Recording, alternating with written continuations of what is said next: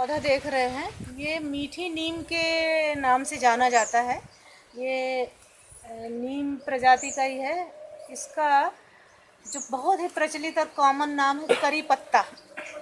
करी मीन्स कढ़ी में जो डालते हैं।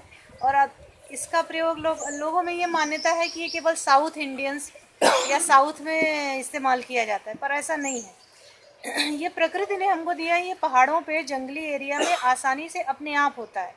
और जहाँ पर जो लोग जैसे हैवी खाना, बहुत भारी खाना खाते हैं, और विशेषकर इमली वाला, कंद वाली चीज़ें, वो पचने में दिक्कत करती हैं। और जब वो पचती ठीक से नहीं है तो पाचन संबंधी बहुत सारी बीमारियां हो जाती हैं। तो इसका प्रयोग इसलिए किया जाता है कि जैसे जो खाना ऐसा खाया कि जो नुकसान करने वाला है, तो वो उसके नुकसान करने वाले जो तत्व हैं उनको ये ख़त्म कर दे। तो ऐसा नहीं है कि केवल खाने में इसका सुखा के इसके पत्ते रख लिए जाते हैं। टेस्ट तो इसमें है ही, स्वाद भी है, सुगंध भी है, और स्वास्थ्य भी है। स्वास्थ्यप्रद है, इसलिए इसका प्रयोग करी पत्ता के रूप में किया जाता है।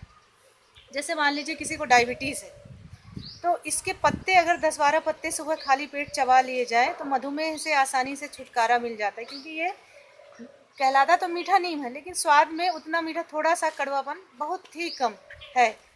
तो इसको ऐसे कर सकते हैं।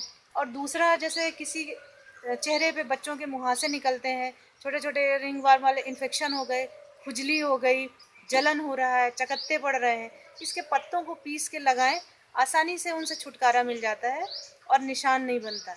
और खाने में तो आप किसी भी खाने में आसानी से डाल सकते हैं, क्योंकि खाना पचना ज़रूरी है। खाना जब नहीं पचता तभी सारी बीमारियां होती हैं। तो इसको हम सभी घरों में आजकल, जैसे पोहा बनाते हैं या कढ़ी बनाते हैं, महिलाओं के यहाँ किचन में देखिए, किचन के डिब्बे में जो धनिया, मेथी, जीरे के साथ करी पत्ता ज़रूर रहेगा। वो इसीलिए रहता है क्योंकि ये ईश्वर की तरफ से एक वरदान है, एक गिफ्ट है नेचर का, कि आप जो भी कर रहे हैं, आप हम दवाइयों से बचें।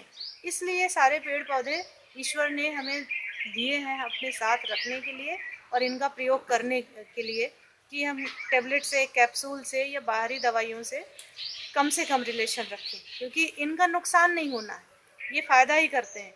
ये भी खून साफ करता है। और नीम के लिए ऐसा माना जाता है हरा सोना, ग्रीन गोल्ड, तो ये उसी प्रजाति का है।